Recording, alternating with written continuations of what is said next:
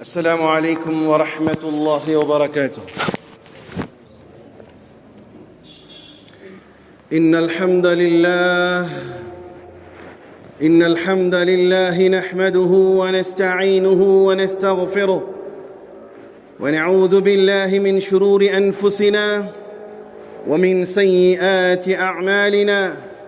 من يهدي الله فلا مضل له ومن يضلله فلا هادي له. وأشهد أن لا إله إلا الله وحده لا شريك له، وأشهد أن سيدنا ونبينا ومولانا محمدا عبد الله ورسوله. أما بعد، يا أيها الذين آمنوا اتقوا الله حق تقاته ولا تموتن إلا وأنتم مسلمون. وقال الله تعالى: يا أيها الناس اتقوا ربكم الذي خلقكم من نفس واحدة وخلق منها زوجها وبث منهما رجالا كثيرا ونساء واتقوا الله الذي تساءلون به والأرحام إن الله كان عليكم رقيبا. وقال الله: يا أيها الذين آمنوا اتقوا الله وقولوا قولا سديدا يصلح لكم أعمالكم ويغفر لكم ذنوبكم ومن يطع الله فقد فاز فوزا عظيما. فإن خير الحديث كتاب الله وخير الهدي هدي محمد صلى الله عليه وسلم وشر الأمور محدثاتها فإن كل محدثة بدعة وكل بدعة ضلالة وكل ضلالة في النار. أعوذ بالله السميع العليم من الشيطان الرجيم. بفضل بسم الله الرحمن الرحيم. لن ينال الله لحومها ولا دماؤها ولكن يناله التقوى منكم كذلك سخرها لكم لتكبروا الله على ما هداكم وبشر المحسنين. صدق الله العليم. اللهم رب اشرح لي صدري ويسر لي أمري واحلل عقدة من لساني يفقه قولي. ربي زدني علما وارزقني فهما. ربي يسر ولا تعسر وتمم لنا بالخير. புகழும் புகழ்ச்சியும் வல்லோன் அல்லாஹ் ஒருவனுக்கு மாத்திரம் உண்டாகட்டுமாக. சாந்தியும் சமாதானமும் இவ்வுலகை சத்தியத்தின் பால் ஈர்த்த உத்தம நபி ஸல்லல்லாஹு அலைஹி வஸல்லம் அவர்கள் மீதும் அன்னாரின் குடும்பத்தாரின் மீதும் அவர்களை முற்றிலுமாக அடிபணிந்து நடந்த சத்தியத்தோழர்கள் சஹாபாக்கள் மீதும் குறிப்பாக இங்கு அமர்ந்திருக்கக்கூடிய உங்கள் மீதும் என் மீதும் உலகத்தில் வாழக்கூடிய அத்துணை மக்கள் மீதும் அல்லாஹ்வுடைய சாந்தியும் சமாதானமும் என்றென்றும் நின்று நிலவட்டுமாக. பிரியமான சகோதரர்களே, ஒரு மிகப்பெரிய அமலை நிறைவேற்றி இருக்கக்கூடிய காலகட்டம். நேற்றைய தினம் உலகம் முழுவதும் கோடான கோடி பிரயாணிகளை அறுத்து குர்பானி கொடுத்து இருக்கக்கூடிய இந்த தருணத்திலே ஒவ்வொரு அமலுக்கு பின்னாலும் ஒவ்வொரு படிப்பினையும் ஆங்கிலத்திலே சொன்னால் ஒரு ஃபீட்பேக் எடுக்கணும். அதுதான் அடுத்த அமலுக்கான உத்வேகமும் ஆர்வத்தையும் தருவதாக இருக்கும். இப்போ நேற்றைய குர்பானியினுடைய பாடம் என்ன, அதோடைய ஃபீட்பேக் என்ன, ஏன் கொடுத்தீர்கள், கொடுக்கப்பட்ட அந்த குர்பானியின் மூலமாக நீங்கள் என்ன படிப்பினையை பெற்றீர்கள். ரசூலுல்லாஹி ஸல்லல்லாஹு அலைஹி வஸல்லம் உடைய அன்றாட வழக்கமாக இருந்தது, தினமும் இரவு தூங்குவதற்கு முன்னதாக ரசூலுல்லாஹி ஸல்லல்லாஹு அலைஹி வஸல்லம் அவர்கள் ஃபீட்பேக்காக ஒவ்வொரு நாளும் நடைபெற்ற எல்லா செயல்களையும் சிந்தித்து என்ன செய்தோம், எது விட்டோம், எது நாளைக்கு செய்ய வேண்டியது திட்டமிடுதல் எல்லாம் இரவு நேரத்தில் பெருமானார் ஸல்லல்லாஹு அலைஹி வஸல்லம் செய்வார்கள். அந்த அடிப்படையில் நேற்றைய கொடுக்கப்பட்ட குர்பானி எதற்காக கொடுத்தீர்கள்? யாராவது சொல்ல முடியுமா? எதுக்கு தான் குர்பானி கொடுத்தீங்க? இன்ஸ்டாகிராமில் போஸ்ட் போடுறதுக்கா? எதற்கு குர்பானி கொடுத்தீங்க? ஊர்காரங்க மத்தியில் தன் பெருமையை பேசிக்கொள்வதற்கா? எதற்கு தான் குர்பானி கொடுத்தீங்க? என்னமோ காசு இருந்துச்சு கொடுத்துட்டேன். எதுக்கு தான் குர்பானி கொடுத்தீங்க? யாராவது சொல்லுங்க, எதுக்கு குர்பானி கொடுத்தீங்க? என் மச்சான் கொடுத்தேன், அதுக்காண்டி கொடுத்தேனா? எதுக்காக? அல்லாஹுக்காக. சரி, எதற்கு குர்பானி கொடுத்தீங்க? அல்லாஹுக்காக தான் கொடுப்பாங்க, கண்டிப்பாக அதுதான் கொடுக்கப்பட வேண்டும். அல்லாஹுக்காக மட்டுமே கொடுக்கப்படணும். ஒரு இடத்துல ஓதிட்டு இருக்கிற காலத்தில் ஒரு அம்மா வந்து ஜூஸ் வாங்கி கொடுத்தாங்க. அல்லாஹ் ரொம்ப வந்து ஜூஸ் வாங்கி கொடுத்தாங்க. சோடா ரொம்ப பிள்ளைகளுக்கு ஆர்வமாக சோடா எடுத்து உடச்சி கொடுத்துட்டு மஹபூப் சுபானி அம்மான்னு சொல்லி கொடுங்க. இந்தா கிழவி என்ன மஹபூப் சுபானி அம்மா இல்லை, இன்னொரு அம்மா சொல்லிச்சு இல்லை ரஹமத் பிவி பேரில் குடின்னு. என்ன வாங்கி கொடுக்கறது 2 ரூபா சோடா, அது எத்தனை பேர் இழுக்குது பாருங்க கிழவி. பாவம் அந்த அம்மாவுக்கு தெரியாது, அல்லாஹ் அவங்களுக்கு சொர்க்கம் தரட்டும். அப்போ அந்த அம்மா இது எண்ணம் என்னன்னு சொன்னால், அந்த நன்மை அந்த குடிக்கக்கூடிய அந்த சோடாவினுடைய நன்மை யாருக்கு போகணும் அதுக்கு தெரியாமல் சொல்லுது. அப்போ நம்ம என்ன சொல்லுவோம், என்ன சொல்லி குடிக்கணும்தா, பிஸ்மில்லாஹி அல்லாஹ் பிஸ்மில்லா சொல் இல்லையா. அப்போ அந்த மாதிரி நான் ஊருக்காக உலகத்துக்காக கொடுத்தேன் அப்படின்னு இல்லை. நேற்று வேறு அறுக்கும்போது பேர் வேறு சொல்லியிருப்பீங்க, கரீம் ஷா ராவுத்தர் அப்படின்ட்டு. அப்போ அவருக்காக கொடுத்தீங்க, யாருக்கு கொடுக்கணும், அல்லாஹ்வுக்கு தான் கொடுக்கும். சரி, படிப்பினை என்ன, ஏன் கொடுத்தீர்கள், இதான் அவங்களுக்கு அல்லாஹ்வுக்கு தான் கொடுக்கணும்.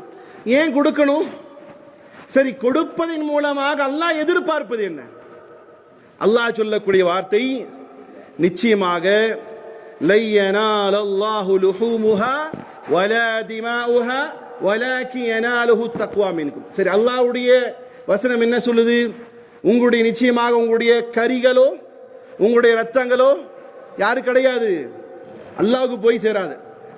ஐயாமே ஜாஹிலியாவுடைய கலாச்சாரம் எப்படி தெரியுமா இருந்துச்சு, ஐயாமே ஜாஹிலியாவுடைய கலாச்சாரம் எப்படி இருந்ததுன்னு சொன்னா, அந்த ஆடோ மாடோ ஒட்டகமோ அறுத்தாங்க இல்லையா, அந்த ரத்தத்தை கொண்டு போய் காபாவினுடைய செவுறுகளில் பூசுவாங்களாமா. எங்கே பூசுவாங்க, இப்போ நீங்கள் சொன்ன மாதிரி அல்லாஹ்வுக்காக தானே கொடுத்தோம். அப்போ அல்லாஹ்வுடைய வீடு எது, காபா. அப்போ நாங்கள் என்ன செய்யணும், காபாவில் போய் ரத்தத்தை கரியை போட்டு தடுவாங்களாம். அப்போ இந்த சமாச்சாரம் இந்த சாஸ்திரம் இருக்குது, அல்லாஹ்வுக்கு பிடிக்கல. அதனால தான் அல்லாஹ் சொல்கிறான், எப்பா உங்க ரத்தம் என்ன செய்யாது, காபாவில் வந்து தடவுறனால என்ன செய்யாது, மேலே எனக்கு வந்து சேர போகிறது இல்லை. நீ கரியை கொண்டு போய் தேய்க்கிறனால என்ன செய்யாது, எனக்கு வந்து சேரது கிடையாது. கொடுத்த கறி சில வீடுகளில் கொடுத்த ஒரு ஆடை விட நேற்று முந்தானேத்தோ ஒருத்தர் சொல்லிட்டு இருந்தாரு, எப்படி எங்கள் வீட்டில் ஒரு 30 கிலோ தேரும். எத்தனை கிலோ தேரும் தான் இவர் அறுக்கக்கூடிய ஆள், ஆனால் இவர் வீட்டுக்கு வர மட்டும் எத்தனை கிலோ வரும். இதில் வேற கேட்பாங்க ரொம்ப வேக்கானமா, எப்படி கேட்பாங்கன்னா, நாங்கள் 3 ஆடு அறுக்கிறோம், 3 ஆடு அறுக்கிறோம், 3 பங்கு போடணுமா இல்லையா, ஆமாத்தா. சரி 3 ஆட்டில் ஒரு ஆடு முழுசா நாங்களே திண்டுக்கலாமான்னு. இன்னைக்கு சில முஸ்லீம் ஊர்களில் பார்க்கலாம், இன்னைக்கு இருந்து போய் பார்த்தீங்கன்னா சேட்டலைட் ஃபோட்டோ எடுத்தாங்கன்னா தெரியும், அந்த ஊரே இது போட்டு வச்சுருப்பாங்க, என்னது ரூஃப் போட்டிருப்பாங்க. எதனால ரூஃப், அது கரினால, கபாப்னால, உப்பு காணதால. சரி, இப்போ சொல்ல வந்த விஷயம் என்னன்னு சொன்னால், இந்த இறைச்சியும் நீங்களும் நானும் தானே சாப்பிட்றோம். அந்த அறுக்கப்பட்ட இறைச்சி அதில் என்னென்ன ஐட்டம் இருக்கோ, அது இன்னைக்கு இந்த ஐட்டம், நாளைக்கு அந்த ஐட்டம். இப்போ வீட்டில் ஃபிக்ஸ் பண்ணியிருப்பீங்க, நாளைக்கு இந்த ஐட்டம் சமைக்கணும், நாளான்னைக்கு இந்த ஐட்டம் சமைக்கணும், அடுத்ததுமே என்ன செய்யணும், இந்த ஐட்டத்தை சமைக்கணும். சரி, அல்லாஹ் சொல்கிறான், நிச்சயமாக உங்களுடைய கரிகளும் உங்களுடைய ரத்தம் என்ன செய்யாது, எனக்கு வந்து சேராது. முற்காலத்தினுடைய மக்களுடைய குர்பானி எப்படி தெரியுமா இருந்துச்சு, அவங்க ஒரு உச்சி மலையின் மீது கொண்டு போய் எந்த பிரியாணியை அறுப்பதற்கு முற்படுகிறார்களோ அதை கொண்டு போய் நிப்பாட்டிடுவாங்க. அல்லாஹ்வுடைய ஏற்பாடு, யாருடைய குர்பானி அல்லாஹ் அக்செப்ட் பண்ணானோ அந்த பிரியாணி மேல் ஒரு ஒளி வந்து விழுகும், அது கருகி போயிடும். அப்போ அதோடைய என்னது, அது அக்செப்ட் ஆயிடுச்சுன்னு அர்த்தம். கருகாத பிரியாணி அப்படி நிற்குதுன்னா என்ன செய்யலாம், அது அக்செப்ட் பண்ணல. சரி, இப்போ நம்ம மேட்ருக்கு வருவோம். சரி, குர்பானி எதற்காக கொடுத்தீங்க, அல்லாஹ் சொல்றான், உங்களுடைய ரத்தமோ உங்களுடைய கரியோ எனக்கு வந்து சேர்வதில்லை, வலாக்கின் யனாலுஹு தக்வா மின்கும். நிச்சயமாக அல்லாஹ் சொல்கிறான், உங்களிடத்திலிருந்து வந்து சேரக்கூடிய என்னன்னு சொன்னா அத்தக்வா என்று சொல்லக்கூடிய இறைச்சம். எது சேரும், தக்வா எந்த கடையில் விற்குது, தக்வா பாய் பிரியாணி கடையில் கிடைக்குமா, யாராவது வச்சிருக்கீங்களா, தக்வா பிரியாணின்னு வைக்க ஆரம்பிச்சிருங்க. தக்வா பிரியாணி வந்து எங்கள் கடையில் திண்டுங்க, தக்வா கிடைக்கும். தக்வா எந்த கடையில் கிடைக்கும், சரி தக்வானா என்ன அதை படிக்கணும் ஃபர்ஸ்ட். சரி, தக்வா மட்டுமே இஸ்லாத்தினுடைய அடிப்படை விஷயம், அது தெரிஞ்சுக்கோ. தக்வானா நிறைய பேருக்கு தெரியல என்னது. சரி, தக்வா இல்லாமல் சொர்க்கம் கிடைக்குமா, அல்லாஹ் சொல்றான், நிச்சயமாக நான் உஇத்தத்தில் முத்தகீன், சொர்க்கம் தயாரித்து வைத்தது இறையச்சமுடைய தக்வாவாதிகளுக்கு தயாரித்து வச்சிருக்கிறான். சரி, குர்பானின் மூலமாக அடிப்படை விஷயம் அல்லாஹ் எதிர்பார்ப்பது என்னது, எதைத்தான் எதிர்பார்க்கிறான், வாயில சொல்லாட்டினாலும் மனசுல நினைச்சுக்கோ, எதை எதிர்பார்க்கிறான், அத்தக்வா. சரி, தக்வா எங்க இருக்கு? ரசூலுல்லாஹி ஸல்லல்லாஹு அலைஹி சொல்லுவாங்க, அத்தக்வா ஹாஹுனா, அத்தக்வா ஹாஹுனா. இந்த உடலத்தை காட்டி சொல்லுவாங்க அத்தக்வா ஹாஹுனா. சரி, தக்வா நிறைய பேர் இந்த டுபா கூர்ஸ் சொல்லக்கூடிய வார்த்தை என்ன தெரியுமா? இது நல்லா இருந்தா போதும்யா, தொழுகை ஜகாத் ஹஜ்ஜெல்லாம் என்ன, இது சுத்தமா இருக்கணும். அப்படி இல்லை, இதுவும் சுத்தமாக இருக்கணும். எல்லா அல்லாஹுடைய ஆர்டரையும் ஒவ்வை செய்வதும் என்னது, அதுவும் இருக்கணும். சரி சரி, தக்வாங்கிறது இறைச்சியில ரத்தத்தில் இல்லை, மாறாக உள்ளத்தில் இருக்கு.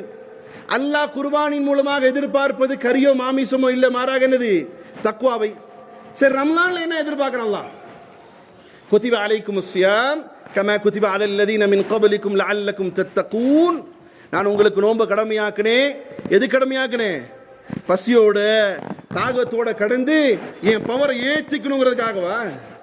சில பேர் பார்க்கலாம், கடவுளுக்கே இவன் சக்தி கொடுப்பான். எப்படி இவன் பவர் ஏற்றுறானாமா? அல்லாஹ் அப்படி ஏதாவது பவர் தேவை இருக்காதா? உங்களுடைய சாப்பாடும் உங்களுடைய பசியும் உங்களுடைய இஃப்தியாரும் உங்களுடைய சதகாக்கள்னாலும் அல்லாஹ் ஏதாவது பவர் ஏற போதா? இல்லை.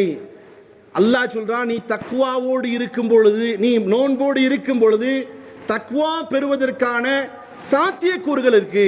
அதனால் நீங்கள் நோன்பு வையுங்கள். அப்ப நோம்பின் மூலமாக அல்லாஹ் எதிர்பார்ப்பது என்னது? தக்வா. ஹஜ்ஜின் மூலமாக அல்லாஹ் எதிர்பார்ப்பது என்னது? தக்வா. ஒண்ணு வேண்டாம் சார், சதக்காவின் மூலமாக அல்லாஹ் எதிர்பார்ப்பது என்ன? போற போக்குல 10 ரூபா நீங்க யாருக்காக தர்மம் செய்றீங்க, இந்த 10 ரூபாய் தர்மத்தில் அல்லாஹ் எதிர்பார்ப்பது என்னது? தக்வா. காரணம் என்ன? ரசூலுல்லாஹி ஸல்லல்லாஹு அலைஹி வஸல்லம் சொல்கிறார்கள், ஒருவர் ஒரே ஒரு பேரித்தம்பளவுக்கேனும் ஒருவருக்கு சதகா செய்கிறார், ஒருவர் உஹது மலை அளவுக்கேனும் சதகா செய்கிறார். எவ்வளவு பெருசு உஹது மலை? யார் யார் பார்த்துருக்கீங்க? சில யார் யாருக்கெல்லாம் பார்க்க ஆசை? கை தூக்குங்க. யாருக்கு இந்த ஆளுக்கெல்லாம் ஆசை இல்லையா? டக்குன்னு தூக்கிடணும், அல்லாஹ் எப்போ கபூல் ஆகும்னு தெரியாது. யார் யாருக்கு ஆசை? கை தூக்குங்க. அல்லாஹ் எல்லாத்தையும் கபூல் செய்யணும். கீழே போய் பார்த்துட்டு வரணும்தா. சும்மா இங்கேயே காசு பணம் பொண்டாட்டி புள்ள என்ன வாழ்க்கை, அங்கெல்லாம் போய் பார்த்தா தான் தக்குவான என்னன்னு தெரியும். அப்போ அந்த உஹது மலையனுக்கேனும் ஒருவர் சதகா செய்கிறார், உஹது மலையனுக்கும் சதகா செய்கிறார். ஆனா அவருடைய உள்ளத்தில் என்ன தெரியுமா இருக்கு? பாடுறா, நான் எவ்வளோ பெரிய ஆளு, நான் எவ்வளோ பெரிய ஆள் தெரியுமாடா, எப்படி கொடுத்துருக்கிறேன் பாடுறா, பரே சாப்பிட்றா போடா போடா அப்படிங்கிறாரு. இவரிடத்திலே தக்குவா இல்லை என்று சொன்னால் உஹது மலை அளவுக்கேனும் சதகா செய்தாலும் அவருக்கு பேரித்தம்பளவு அளவுக்கேனும் கூட நன்மை பெற மாட்டார். அதே ஒரு சகோதரத்தில் எதுவுமே இல்லை, ஒரு பேரித்தம்பளவுக்கேனும் சதகா செய்வதற்கு கொஞ்சம் இருக்கு, ஒரு பேரிச்சம்பளவு கொடுக்கிறார், 1 ரூபாய் தானம் செய்கிறார்.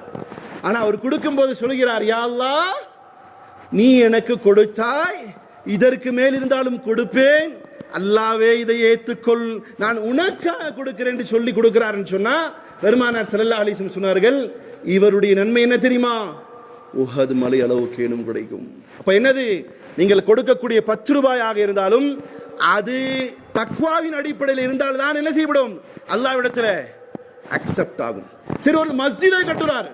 என்ன கட்டுறாருங்க? பள்ளியை கட்டுறார். ஆனா பள்ளியிலே கட்டும் பொழுது பெருசா ஃபிளக்ஸ் வைக்கிறாங்க, பள்ளியை கட்டும் போது பெரிய பெரிய வாழ்த்து மடல்கள் வைக்கிறாங்க, பள்ளியை கட்டும் பொழுது பெருமை அடிக்கிறார், பள்ளியை கட்டும் பொழுது பெரிய பெரிய வார்த்தைகளை பேசிக் கொண்டிருக்கிறார். அதே நேரம் ஒரு ஏழையான சகோதரன் மஸ்ஜிதிலே அமர்ந்திருக்கும் பொழுது பள்ளி கட்டுவதற்காக எதையும் கொடுங்கள் சொல்றார். அவர் கூனி குறுகி ஒரே ஒரு மூட்டை சிமெண்ட் காசு கொடுக்கிறார். ஒருவர் பள்ளியை கட்டி இருக்கிறார், ஒருவர் பள்ளிக்காக வேண்டி ஒரு மூட்டை சிமெண்டை கொடுக்கிறார். யார் சிறந்தவர்? யார்தான் சிறந்தவர்? பள்ளியை கட்டியவர் தான் சிறந்தவர் இல்லையா? ஆனால் அவருடைய உள்ளத்திலே இது தக்வாவின் அடிப்படையில் கொடுக்கப்படாவிட்டால் அல்லாஹ் கூறுகிறான், லா தகும் ஃபீஹி அபதா, அந்த மஸ்ஜிதிலே ஒருபோதும் நுழையாதீர்கள். அல்லாஹ் சொல்லக்கூடிய வார்த்தை என்னது? லா தகும் ஃபீஹி அபதா. பள்ளி நிர்வாகிகளே, பள்ளியை கட்டியவர்களே, காதை திறந்து கொண்டு கேட்டுக்கொள்ளுங்கள். உங்களுடைய எண்ணம் பெருமைக்காக, பீத்தலுக்காக, பேருக்காக, புகழுக்காக அல்லது நிர்பந்தத்தின் அடிப்படையில் நீங்கள் பள்ளியை கட்டி கொடுத்தால் உங்களுடைய எண்ணத்தில் அல்லாஹ்வுக்கானது இல்லை என்று சொன்னால் நீங்கள் கட்டி கொடுத்த பள்ளியிலே நுழைய வேண்டாம் என்பதை அல்லாஹ் சொல்கிறான். லா தகும் ஃபீஹி அபதா, லமஸ்ஜிதுன் உஸ்ஸிஸ அலத் தக்வா மின் அவ்வலி யௌமின். அல்லாஹ்வுடைய தூதரை பார்த்து சொல்றான், அல்லாஹ் தக்வாவின் அடிப்படையில் முதல் நாள் இது கட்டப்பட்ட அந்த மஸ்ஜிதுக்கு போங்க யா ரசூலல்லாஹ். பேருக்கும் புகழுக்கும் இஸ்லாத்திற்கு எதிராக இருக்கக்கூடிய மஸ்ஜிதை நுழையாதீர்கள் என்பதாக ரசூலுல்லாஹி ஸல்லல்லாஹு அலைஹி வஸல்லம். அவர் மஸ்ஜிதை கட்டுவதாக இருந்தாலும் கூட என்ன வேணும்? என்ன வேணும் தா? தக்வானா என்ன தா? கிடைக்கிற தக்வா பிரியாணியா, தக்வா ஷவர்மாவா, தக்வா மந்தியா? தக்வானா என்ன சார்? தக்வானா அல்லாஹ்வும் அல்லாஹ்வுடைய தூதர் என்ன சொன்னாங்களோ அதன்படி தன்னுடைய வாழ்க்கை அமைத்துக் கொள்வது தக்வா. எப்படியெல்லாம் இஸ்லாம் கட்டமைத்ததோ அதன் பிரகாரம் வாழ்வது தக்வா. எது அல்லாஹ் செய்யும்படி சொன்னால் அதை செய்வது தக்வா. எதெல்லாம் தடுத்தானோ நபி அதை வாழ்ந்து காட்டினார். சஹாபாக்களுடைய வாழ்க்கை தான் தக்வா. சஹாபாக்களுடைய வாழ்க்கை தான் தக்வா. இன்னும் சொல்ல போனால் பெருமானார் ஸல்லல்லாஹு அலைஹி வஸல்லம் இந்த சமூகத்திற்கு ஒவ்வொரு விஷயத்திலும் தக்வா அடிப்படை வச்சாங்க. இப்போ ஒன்றும் இல்லை, நிக்காவுடைய மஜ்லிஸுக்கு போறீங்க, நல்லா சொல்லுங்க, நிக்காவுடைய மஸ்ஜிதில் சொல்லப்படக்கூடிய பயான் யாராவது கேட்பாங்களா? கேட்குற ஆள் உண்டாதா? அப்போதான் இந்த பொம்பளைங்க கச்சாமுஜான்னு பேசுது. இன்னி வச்சிருக்காங்க நிக்கால பயான் எதுக்கு வச்சிருக்காங்க சொல்லுங்க பார்க்கலாம். பயான் எதுக்கு வச்சுக்காங்க? அப்படியே அப்படியே தக்குவாவோட என்ன பயான். அது ஹஸ்ரத் பேசும்போது நீங்கள் உங்களுக்கு ஆடையாகும், அவர்கள் உங்களுக்கு ஆடை, இப்படியா கேட்குறீங்க? எதுக்கு தான் பயான் வச்சிருக்காங்க? எதுக்கு வச்சிருக்காங்க? தஃப்தர் வர்றதுக்கு பயான் வச்சிருக்காங்க. எதுக்கு வச்சிருக்காங்க? போய் இந்த பொம்பளை பிள்ளைகிட்ட கையெழுத்து வாங்கணும் இல்லத்தா, நிர்வாகிகள் யாரும் இருந்தேன்னு தெரிஞ்சுக்கோங்க. எதுக்கு வச்சிருக்கிறாங்க பயானு? நசியத் உபதேசம் கேட்கறதுக்கா? எப்போதான் முடிப்பாங்களே இந்த அஸ்ரத்துக்கு கையில் பைக்கு போனாலே போதும், அறுத்து தொலைவாங்க. எப்படா விடுவீங்க? அந்த பயான் நடக்கும் போதே பந்தி கீழே போயிடும், ஒரு குரூப் போய் சாப்பிடுவோம். இவங்க எப்போ ஈஜாப் கபூல் நடத்தி இவனுங்க எப்போ பயானை முடிச்சு, இதுதான் நடக்கும். உண்மை 99% நடக்கிறது இது. ஆனா அந்த மாதிரி நிக்காகளிலும் கூட பெருமானார் ஸல்லல்லாஹு அலைஹி வஸல்லம் அவர்கள் என்ன பிரசங்கம் செய்தார்கள் தெரியுமா? நம்மால் நினைச்சிருக்கிறான், மாங்கல்யம் தந்துனானே நம்ம ஜீவன ஹேசுனா அப்படின்னு சொல்லி அங்கே நம்முடைய தொப்புள் கொடி உறவுகள் அங்கே மந்திரம் ஓதுற மாதிரி ஹஸ்ரத் உட்கார்ந்து ஓதுறார். என்னது? ஃபன்கிஹு மா தாமலக்கும் மினன் நிசாஇ மஸ்னா வ சுலாஸ வ ருபா வ இன் கிஃப்தும் அல்லா தஅதிலு ஃபவாஹிதா. நம்மால் நடிச்சிட்டு இருக்கான். சரி, ஹஜ்ரத் மந்திரம் ஓதிட்டு இருக்காரு. ஹஜ்ரத் ஓதக்கூடிய அல்லாஹ்வுடைய வசனம் பெருமானார் ஸல்லல்லாஹு அலைஹி வஸல்லம் அவர்கள் பெண்ணுக்கும் ஆணுக்கும் உபதேசம் செய்யக்கூடிய வசனங்கள் அங்கு ஓதப்படுகிறது. அந்த நிக்காவின் மூலமாக அவர்களுக்கு உபதேசம் என்ன தெரியுமா நடக்குது? யா அய்யுஹல்லதீன ஆமனுத்தகுல்லாஹ், ஓ ஆணும் பெண்ணும் சபையோரே, நீங்கள் மரணிக்கும் முன்னால் முஸ்லிம்களாக இருந்து மரணிங்கள். அடுத்த வசனம் வகூலு கவுலன் சதீதா, நீங்கள் பேசினால் உண்மையை மட்டுமே பேசுங்கள். இந்த உபதேசம் தான் நிக்காவிலும் கூட நடக்குதே தவிர மந்திரம் நடக்கல. இஸ்லாம்ல ஒவ்வொரு அடிப்படை விஷயமும் ஒவ்வொரு இபாதத்தும் எதன் அடிப்படையில் இருக்கணும்? தொழுகை தக்வாவின் அடிப்படையில், சதகா தக்வாவின் அடிப்படையில். இந்த தக்வா தான் நேற்று நடந்த அல்லது நேற்று நீங்கள் கொடுக்கப்பட்ட பிரியாணி குர்பானியின் மூலமாக நடக்கணும். அதுதான் மெசேஜ். புரியுதா? குர்பானியின் மூலமாக எடுக்கக்கூடிய படிப்பினை என்னது? மெசேஜ் என்னது? உப்பு காணமா, உப்பு கறியா?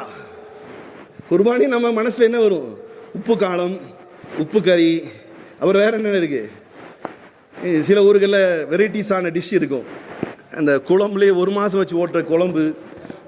ஒருத்தர் கூப்பிட்டு போனார், காமெடிக்காக சொல்கிறேன், வாங்க பிரியாணி சாப்பிடலான்னு. என்னைக்கு பெருநா முடிஞ்சு 3-4 நாள் கழிச்சு, இப்போ பிரியாணியா என்ன இன்னைக்கு ஆக்குறீங்களா? இல்லை இல்லை வாத்தா அப்படின்னு கூப்பிட்டு போனார். அவர் வீட்டில் சாப்பிட மாட்டேன், சரி காட்டுங்களே பார்க்கலான்னு போய் ஃப்ரிட்ஜை ஓப்பன் பண்ணுறாரு. கீழே இந்த இதெல்லாம் அடுக்கி வச்சுருப்பாங்க பாருங்கள், அந்த ஃப்ரூட்ஸ் வெஜிடபிள்ஸ் வைக்கிறது ஒரு ட்ரே இருக்கும்ல, அதை அப்படி இழுத்து காட்டுறாரு. என்ன இருக்குல்ல? பிரியாணியை ஃபில் பண்ணி வச்சிருக்காரு. என்னையா பண்ணுவேன்? ஒரு மாதத்துக்கு எப்போல்லாம் பிரியாணி தேவைப்படுதோ சூடு பண்ணி சாப்பிடு. பாவி, உன்னால தாண்டா டாக்டர் பக்கத்தில் இருக்கிறவன் நல்லா இருக்கிறான் சொல்லிட்டு வந்து. இதல்ல இந்த குர்பானியின் மூலமாக கிடைக்கப்படக்கூடிய படிப்பினை மெசேஜ் அல்லாஹ்வின் அச்சம், அல்லாஹ்வின் அச்சம், அல்லாஹ்வின் அச்சம். சரி, இப்போ நம்ம என்ன எடுத்துக்கலாம்?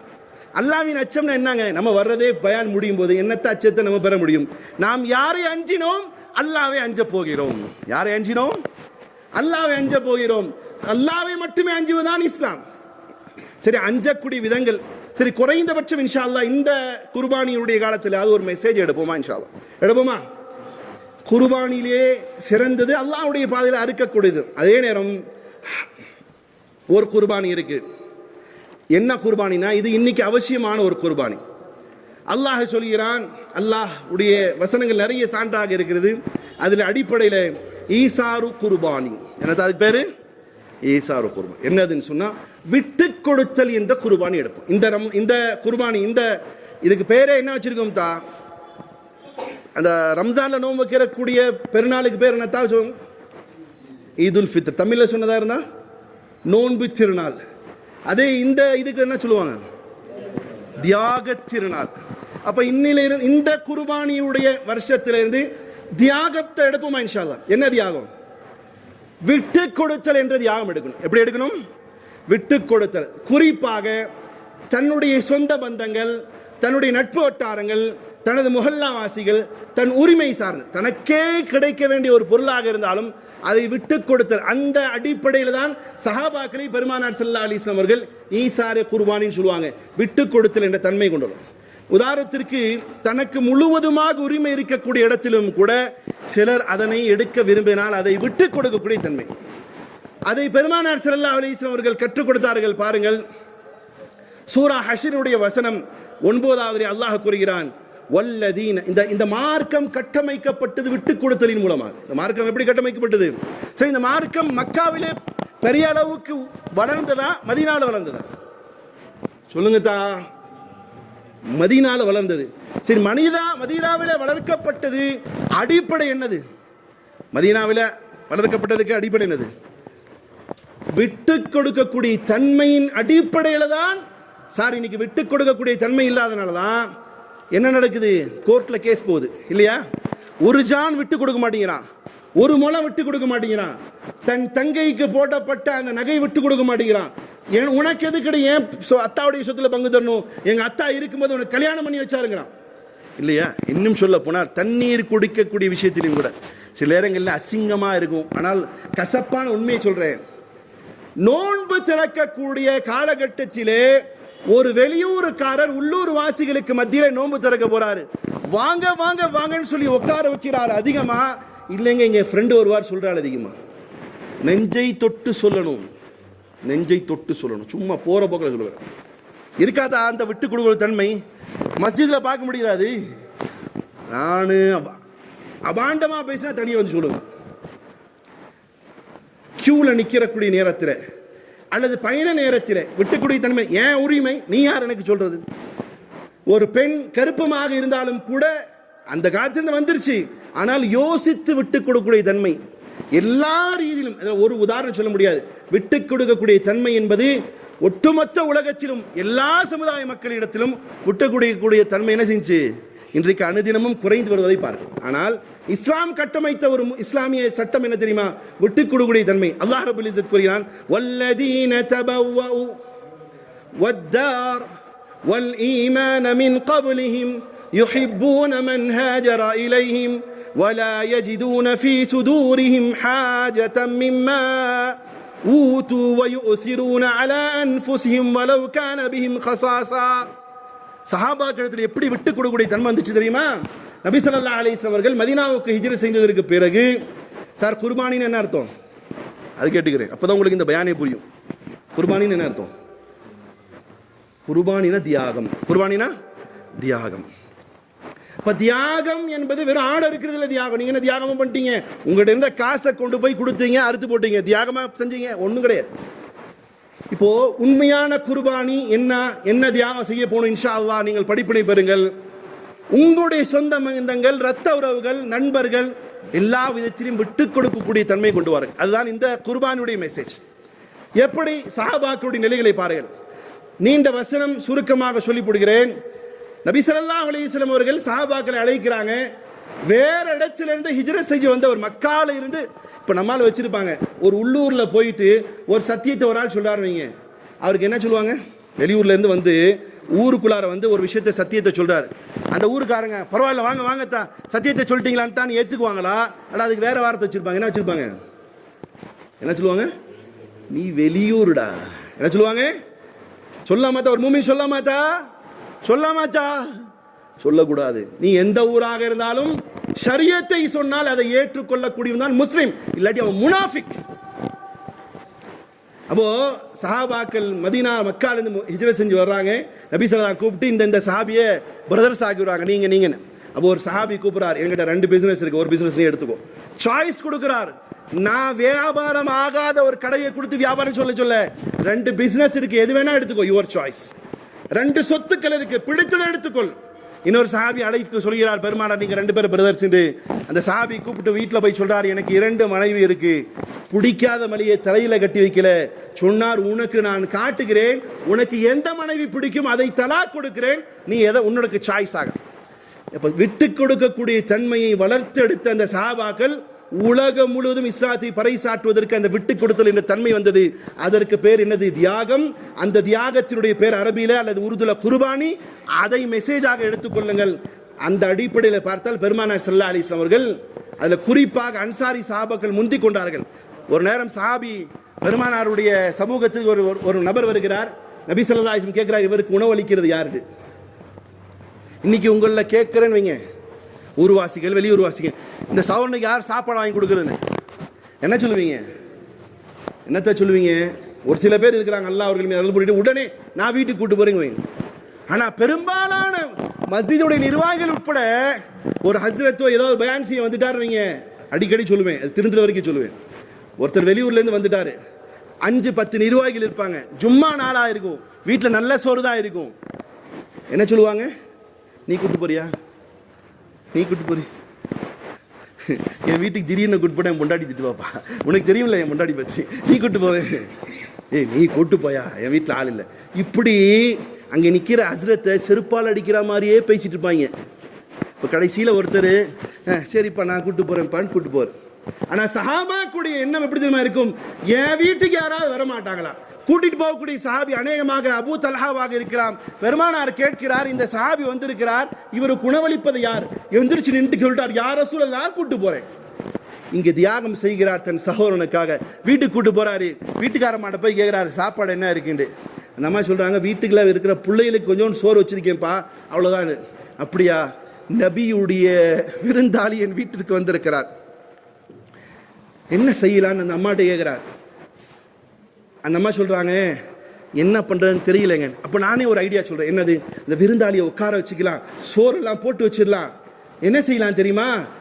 இன்னொரு ஹுசூல் இருக்கு. வீட்டுக்கு வந்த விருந்தாளியை சாப்பிட வச்சுட்டு சாப்பிட்டீங்களா போயிட்டு வாங்க அப்படி சொல்றது இல்லை, கூட உட்காந்து சாப்பிடணும். என்ன செய்யணும்?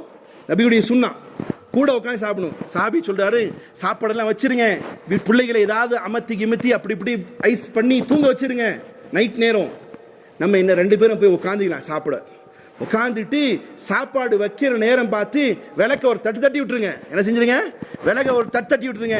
விளக்க சரி செய்யற மாதிரி நீங்க சரி செஞ்சுட்டே இருங்க, நான் சாப்பிட்ற மாதிரி ஆக்டிங் பண்ணுவேன், அந்த சாவி வயிறு நிறைய சாப்பிடட்டும் என்பதாக ஊராருக்கு உலகத்தாருக்கு மறைத்து தன்னுடைய தேவையை காட்டிலும் தன் சகோதரருடைய தேவையை நிறைவேற்றி கொள்கிறார். என்ன செய்கிறார்? அவரு தியாகம் செய்கிறார். எது தியாகம் செய்கிறார்? பசியோடு தன் உணவை தியாகம் செய்கிறார். இதுக்கு பேர் தான் தியாகம். இது இருட்டறையிலே நடந்த சம்பவம். அடுத்த நாள் காலையிலே செல்கிறார் பெருமானார் ஸல்லல்லாஹு அலைஹி வஸல்லம். அந்த சஹாபியை கூப்பிட்டு சொல்கிறார், இந்த வசனம் உனக்காக இறங்கி இருக்குன்னு சொன்னார். என்ன சொல்கிறார் தெரியுமா? அல்லாஹ் சொல்லக்கூடிய வார்த்தை என்னது? வலவ் கான பிஹிம் ஹஸாஸா. அல்லாஹ்வுடைய ولا يجدون في صدورهم حاجة مما أوتوا ويؤثرون على أنفسهم ولو كان بهم خصاصة. தனக்கு தேவை இருந்த பொழுதும் தன் சகோதரனுடைய தேவையை முறுப்படுத்தி கொடுத்தாரே என்பதாக வசனம் இறங்கியது. இந்த சஹாபிக்கு தான் சொல்றார். நைட் நடந்த சம்பவம் என்னன்னு கேட்கிறார். ரசூல் எப்படி நடந்தது? அல்லாஹ் உனக்காக இந்த வசனத்தை இறக்கியிருக்கிறான். யாரோ ஒருத்தருக்காக வேண்டி விட்டு கொடுத்த அந்த சஹாபிக்கு அல்லாஹ் வசனத்தை இறக்கி சொர்க்கவாதியாக டிக்ளேர் செய்தால், தான் கூட பிறந்த அண்ணன் தம்பி மாமா மச்சான் சொந்த பந்தம் ஊருக்கார உறவுக்கார முஸ்லீம் என்று இருக்கக்கூடியவனுடைய உரிமையை தனக்கு இருந்தும் கூட விட்டு கொடுக்கக்கூடிய தன்மை வந்துச்சுன்னு சொன்னா எவ்வளவு பெரிய கண்ணியம் கிடைக்கும். பிரியமான சகோதரர்களே, ஹாரிஸ் பின் ஹாஷிம் ரலியல்லாஹு அன்ஹுடைய சம்பவம் மிக உயர்ந்தது. சஹாபாக்களுக்கு அதான் பெருமானார் விட்டு கொடுக்கக்கூடிய தன்மையை கற்றுக் கொடுத்தாங்க. எந்த அளவுக்கு விட்டு கொடுக்கக்கூடிய தன்மையுடைய உச்சகட்டத்துக்கு போனாங்க தெரியுமா? ஜங்கே எர்மூக்குடி யுத்தம் நடந்து கொண்டிருக்கிறது. சில சஹாபாக்கள் கொலை உயிரும் உயிராக கிடக்கிறாங்க. அந்த நேரத்தில் ஒரு சஹாபி மரணக்கூடிய தருவாயில வாயிலிருந்து சப்தம் வருது, தண்ணீர். சக்கராத்துடைய நிலைமையில தண்ணி கொடுக்கக்கூடிய அந்த சகோதரன் பக்கத்தில் போய் தண்ணி கொடுக்கும் பொழுது பக்கத்திலிருந்து ஒரு சவுண்ட் வருது, இக்ரிமா ரலியல்லாஹு அன்ஹு சொல்லுவோம், தண்ணீர். இந்த விட்டு குடிக்கூடிய தன்மை பாருங்க. ஒருத்தர் ஏதோ கியூவில் போய் அவசரமாக நிற்கிறாரு, கடையிலையோ ஷாப்பிங் மால்லையோ எதுலையோ, நம்ம என்ன செய்வோம், மருந்து கடையிலையும் கூட நிற்கும் போது ஒருத்தர் அவசரமாக போய் நின்னாலும் என்ன சொல்லுவாங்க, கியூ ஃபாலோ பண்ணுங்க. நீ பெருசாக எல்லாம் ஃபாலோ பண்ணி கிழிச்ச, ஏன்னா அவனுக்கு மருந்து வாங்க அவசரமாக நிற்கிறாங்க கூட கியூமன் இல்லாத ஆளுங்க கியூவில் நில்லுங்குவான். எதுக்கு ஒருத்தன் ஓடுறான்னு தெரியாது. வண்டியில் வாகனத்திலும் கூட வேகமாக ஒருவன் போறான்னு சொன்னா அவனை திட்ட வேண்டியதில்லை. காரணம் அவன் யாருக்காக எதற்காக வேகமாக போறான்னு தெரியாது. அவன் போறான் பாரு, இப்படியே போய் செத்துவான், இதெல்லாம் சொல்ல வேண்டியதில்லை. அவனுடைய அவசரம் என்னன்னு யாருக்கு தெரியும்? அந்த அவசரம் உங்களுக்கு வரும்போது தான் தெரியும். அப்போ இந்த ஹாரிசா ரலியல்லாஹு தஆலா அவர்கள் தண்ணிங்கிறாங்க. அந்த நேரத்தில் குடிப்பதற்கு நாவிடத்தில் கொண்டு வரும்போது பக்கத்தில் இருக்கக்கூடிய தோழர் சொல்கிறார் தண்ணீண்டு.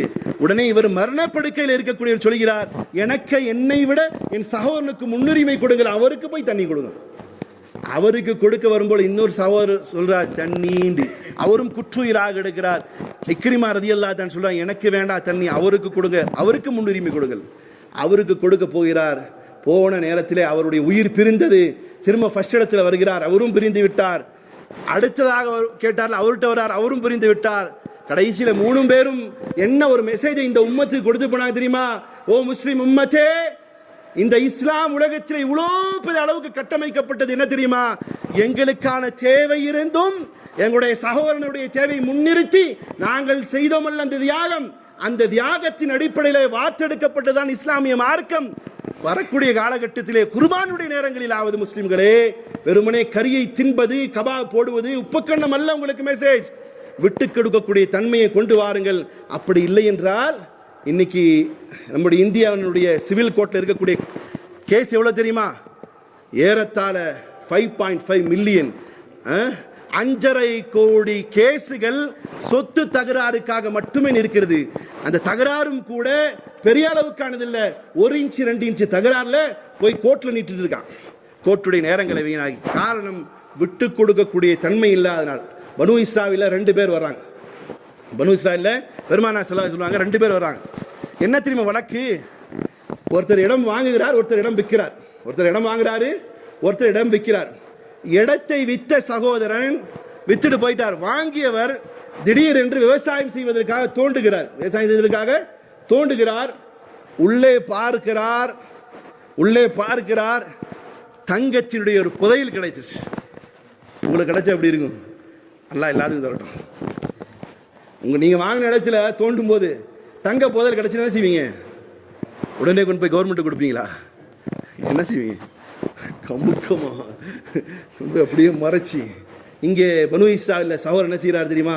அந்த தங்க புதையல் எடுத்துக்கொண்டு யாரிடம் இடத்தை வாங்கினாரோ அவர்கிட்ட போய் கொடுக்கிறார். சகோதரனே, நான் உன்னிடத்திலிருந்து வாங்கிய இந்த இடத்திலே கிடைக்கப்பெற்ற இந்த தங்கத்தினுடைய புதையல் வாங்கிக்கொள். அவர் சொல்ல, ஐயோ எனக்கு வேண்டாம், எனக்கு வேண்டாம். நான் எப்போ உங்களுக்கு இடத்தை வித்தேனோ அதில் எதெல்லாம் கிடைக்குதோ அதெல்லாம் உங்களுக்கு தான். நம்மால் வீடு வாடகைக்கு போடாலும் கூட வெளியே ஏறும்போது பெயிண்ட் அடிக்கணும்.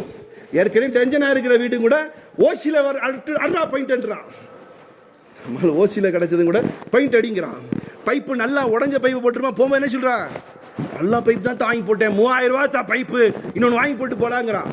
இங்கே பாருங்க, புதையல் கிடைச்சிருக்கு, வாங்கிட்டு போய் என்ன செய்யறாரு? தான் நீ வாங்கிக்க, உன்னுடுதான். இவர் சொல்ல, எனக்கு வேண்டாத்தா, நீ தான் தான் அதுக்கு அதிபதி, உங்கள்கிட்ட இடம் தான் தான் வாங்கினேன், இதே வாங்கினேன். என்ன வாங்கினேன்? புதையெல்லாம் வாங்கினேன். ஐயோ உனக்கு தான். 2 பேரும் 3வது நிமிடத்திலே போகிறார்கள். எதற்கு சண்டை? உரிமை விட்டு கொடுப்பதிலே சண்டை. இங்க என்ன நடக்குது இன்னைக்கு? இந்த சண்டை சச்சரவு எதுக்கு வருது? இந்த மனிதர்கள் பெருமானவர்கள் என்னது என்னது என்னது என்னதுங்கிறான். ஏந்து வீடு ஏந்து, கடை ஏந்து, வாகனம் ஏந்து, பொண்டாட்டி ஏந்து, அது உன்னதான், ஒன்றும் பிரச்சனை வச்சுக்கோ, எல்லாம் ஏந்துகிறான். யாராவது ஒரு ஆள் உண்டுன்னு சொல்றானா? கொஞ்சம் அப்படி அப்படி மாற்றி பாருங்க. உன்னுடையது சொல்கிற மனசு வருதா? சொத்தில், வீட்டில், பங்குல, பொருளில், வண்டி இருக்குது, காமனாக வாங்கி இருக்கிறாங்க. வீட்டில் அத்தா வாங்கி வச்சுட்டு போனார் வண்டி. அந்த வண்டி என்ன சொல்லுவார்? அண்ணங்காரர் என்னதுங்கிறார், தம்பிக்காரரு என்னதுங்கிறார். சண்டை வருது. இதே தம்பிக்காரரோ அண்ணங்காரோ என்ன சொல்லணும்? உன்னதுன்னு சொல்லுங்க. சண்டை வருமா? பரவாயில்ல, அண்ணன் என்ன பார்த்து என்னதுன்னு சொல்லிட்டான், ரைட்டுன்னு போயிடுவான். அல்லது குறைந்தபட்சம் உன்னதுன்னு சொல்லல, உன்னுடையதும் சொல்றாரு. உன்னதற்கும் உன்னுடையதுக்கும் வித்தியாசம் இருக்கா இல்லையா? உன்னதுனா ஃபுல்லா உனக்கு தான் ரைட்ஸ். உன்னுடையதும் அப்படின்னு சொன்னது என்னுடையதும் நம்மளுதுன்னு சொன்னா வேலை முடிச்சு. ஆனால் நம்முடைய சண்டைகள் இப்படி போயிட்டு இருக்கு. இங்கே பனு இஸ்ராயேல்ல 2 பேரும் என்ன செய்யறாங்க? உண்டு உண்டு உண்டுகிறார். 2 பேரும் உண்டுங்கிறாங்க. கடைசியில 3வது இடத்துல நீதிபதிக்கு போறாரு. என்னதான் செய்யறதுன்னு கேட்கும்போது அவர் சொல்றார், 2 பேருக்கு எத்தனை குழந்தைங்க இருக்குது? நீதம் செலுத்துறாள். நம்மள மாதிரி ஆள் இருந்தா 3 பங்கா போட்டுக்கலாம். எனக்கு ஒரு பங்கு கொடு, நீ ஒரு பங்கு வச்சுக்கோ, நீ ஒரு போட்டு. கோர்ட்டுக்கு போனா அதான் நடக்கும்.